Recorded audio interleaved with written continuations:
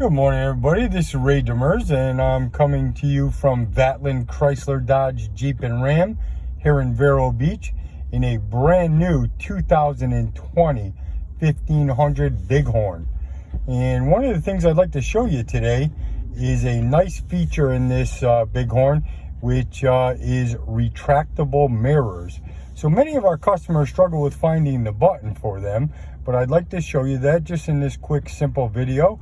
And it's right over here on the driver's side door, and it's right in the middle. So this button here actually retracts the mirrors. Say you're in a little tight spot or going through a car wash. Obviously, when you're all done, we're just going to hit that button again, and we're going to retract them back out. Again, just a simple how-to video. Hope you're having a great day, and come on down. It's the end of the month. We got some great deals going on here. Again, it's Ray Demers at Vatland, Chrysler, Dodge, Jeep, and Ram.